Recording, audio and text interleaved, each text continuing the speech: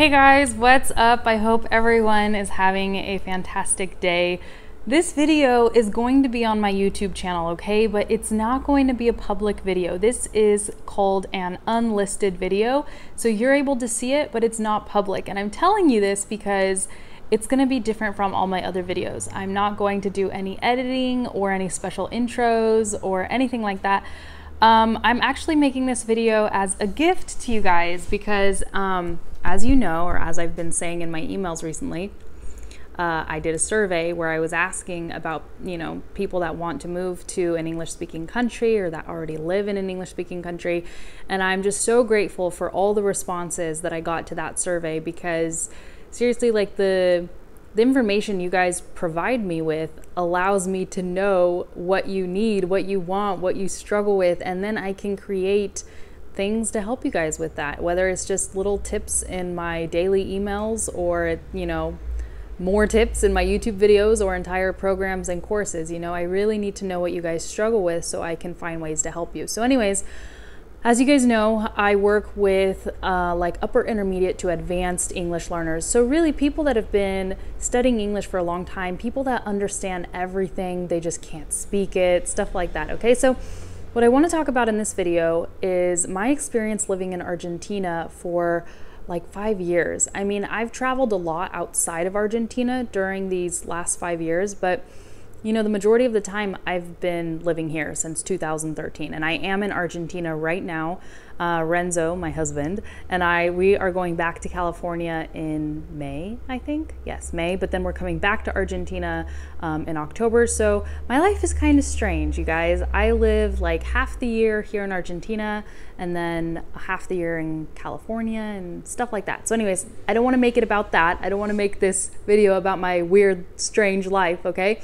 But I want to talk to you guys about what my Spanish was like when I first got here and how it changed and the things that I really learned about fluency, because anybody can teach English, right? Like as long as you have a degree or have experience with the grammar, etc., you can teach English. Anyone can teach English. But people can't really teach you how to get fluent unless they have truly experienced the journey and they know what it takes and they know what obstacles you're going to encounter. And a lot of the obstacles, I'll tell you right away, are obstacles in your own mind, like with confidence, okay? Or consistency. Like if you're not consistent about how much you speak English and how much you practice, that is a habit. That's a bad habit. And you have control over that, or more control than you realize. But at the end of the day, a lot of the improvements you have to make with your English are simply habits that you have to change or mindsets that you have to change, all right, to enable you to improve your English, to be more fluent, to be more confident, etc. So when I first came to Argentina, my Spanish, first of all, I had studied for years. I was always like the best student in all my classes. I hit the grammar books very hard, and I was very proud of how well I could spell in Spanish and everything. But then I got here and I was like, oh my gosh, I don't understand, or I can't speak the language. Like the words just would not come out of my mouth. It was so frustrating. And you guys, like, this was after I had studied Spanish for like 7 years, okay? So I was not a beginner.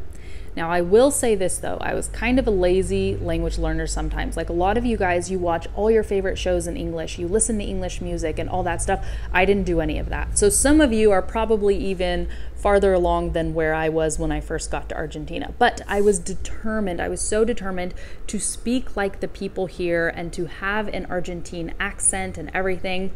Y ahora les tengo que hablar un poco en español para que vean mi acento y para que vean que realmente hablo con un buen acento argentino. A veces cometo errores, seguramente todos lo hacemos. Anyways, I'm gonna stop, you guys. I had to throw that in there, a little piece in Spanish, just so you guys could hear how I speak it, so that you can hear the fluency. Even if you don't understand the language, I was just saying when I said all of that, I was like, look, I'm going to show you how I speak Spanish now. But you can hear the fluency, right? I still make mistakes sometimes, but my accent is pretty good. You know, a lot of times in Argentina, people, sometimes they think I'm from here. Sometimes they think I'm from another Spanish-speaking country. Nobody ever thinks I'm a native English speaker. You know, they never guess that. So it's like a really big thing that I've accomplished. And that's what I made English full-time for, is to really share this with you. You know, how you can improve your English and get to a very high level of fluency and confidence in the language, so you can just use English the same way you use your native language. You guys, there's so much I could say about this, but I guess let's just get started. So the first thing is that whatever you learn in school may or may not apply to the English that they speak, you know, in the country you're going to visit or the country you live in. So, you know, you guys know there's lots of idioms, there's lots of expressions, there's lots of slang. And what really helped me get to a high level of Spanish was focusing on one accent and one region of the world where people speak Spanish, because there are hundreds of idioms in other Spanish-speaking countries, and there's so many different accents, but I would be going crazy if I was trying to learn all of that. But since I was just focused on the Spanish of one particular region, and also there's different accents in Argentina, but I was focused on the Spanish where I live, how people speak where I live. And then not even everyone, because some people here, even in this neighborhood, speak differently, you know, depending on their social class or, you know, just who and how they are, right? People speak differently. I decided that I wanted to learn how to speak how my husband speaks and how my husband's family speaks. So that's one tip. If you really want to get to a high level of fluency where you sound kind of like a native speaker, basically, you have to focus on just one type of English, okay? Now, not everyone wants to sound like a native speaker, and that's another thing I learned too. Your accent is not a bad thing. You know, one of the reasons why my accent got so good is because I was trying to hide who I was. Essentially, that's what it was. Like, I was in a way like ashamed and embarrassed, and I didn't want to be a foreigner. I didn't want to feel like a foreigner. So I was like, well, maybe if I have a really good accent, nobody's going to realize where I'm from and I'll just blend in. And then now I'm in a different place where, yeah, I have a good accent. People can still tell a lot of times that I'm a foreigner, but you know what? I don't care anymore, and I have a totally different mindset. Accents are such a beautiful thing. If you have an accent, embrace it. You can eliminate your accent or reduce your accent, but don't feel embarrassed by your accent. Don't feel like you want to hide it. What you should do, though, is you should work on your pronunciation so people can understand you and so you can feel confident when you speak. But as far as your accent goes, please don't ever let your accent hold you back in life, because there are just so many other things that you could be worrying about. And I know, like, the amount of time we spend worrying about things is time that we lose that we could be doing something better or implementing, I don't know, other things. Just whatever you do, don't worry about your accent, okay? And then the other thing, I think I may have said this earlier, but in the beginning, when you first move to a country where everyone speaks English, you're going to experience a lot of culture shock, a lot of language shock. And there's a street outside, so people are playing music. Okay. And I remember when I first got to Argentina, I was so overwhelmed by the differences in the culture, everything around me, all of the changes, the language, that my brain like started rejecting the language. I didn't want to speak Spanish. I don't know what happened to me, but I didn't want to speak Spanish. I didn't want to have to talk with people. I would avoid talking with people at all costs. Even to like go to the store to buy something, I would ask my husband if he could go buy it, because I just didn't want to talk with people. I didn't want to use my Spanish. I was struggling with a whole bunch of like mindset complexes. Like I was embarrassed and ashamed and frustrated because I couldn't get words. And you know, the words come out like, it's like they just fall out of your mouth. You hear how other people speak and you understand them, and it's so eloquent and so beautiful. But then when you speak, you're like, oh, it sounds so ugly. So I know when you guys talk to me and tell me like that's how it is for you, I know exactly what you mean because I've been there. But I'm also here to tell you that it's not going to be like that forever. Okay. So here is truly, truly, truly like what the secret is, for me, okay, at least, and for many of my students, and this is what I teach people. You need to have relationships with people, okay? You need to connect with people. You need to have friends who are native English speakers. You need to have conversations with people about things that you like and enjoy. And thankfully, with the internet, you know, you don't even have to live in an English-speaking country to do this. And this is exactly what I teach people how to do in my Connect and Communicate course, right? But you can do this in the course, you can do this on your own, whatever resources you find. You know, how you do it is not the point of this video right now. The point of this video is to tell you what you can do to improve, right? So you need to have conversations with people where you forget that you're even speaking English. You're just talking about something you love and enjoy, and that's really gonna help. That is what helped me, by being immersed in a Spanish-speaking environment, okay? Now, what I learned after coming here is that you actually don't have to move to an English-speaking country. You can just use resources online. You can meet people online.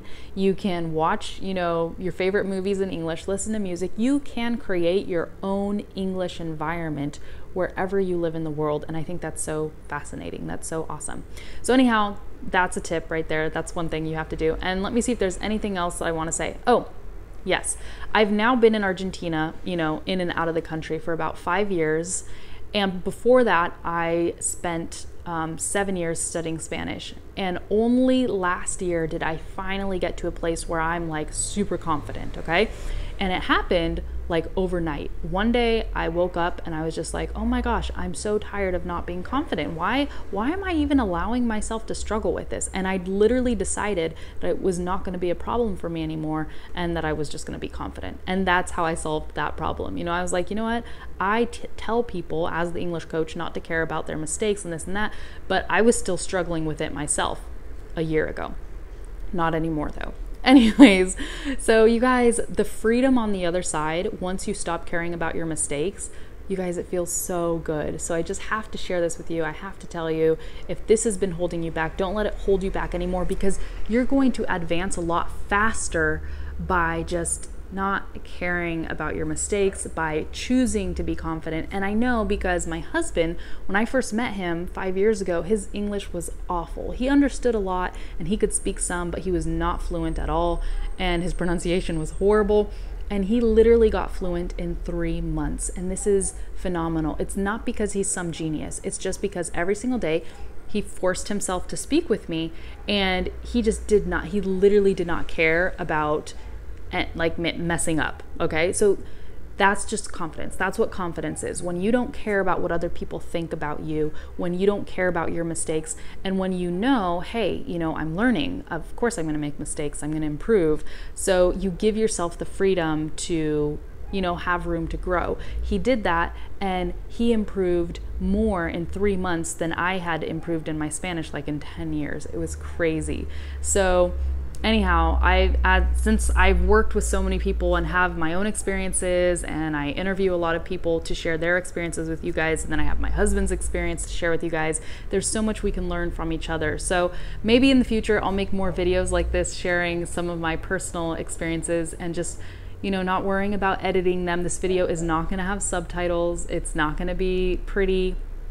I mean, halfway through the video, you see me going like this, licking my lips, and, you know, because my lips get dry as I talk. So it is what it is, okay, guys? I hope you enjoyed this video. It is an unlisted video, so it's basically private. If you want to share it, that's totally fine. I don't care. But it's not going to be public on my YouTube channel. So thanks again, you guys, for all your support. It means so much to me. I'm honored to be able to help you guys reach your dreams, improve your English, and all of that. And hopefully we can all do some great things together in 2018, okay? That's it, guys. Take care. Bye-bye.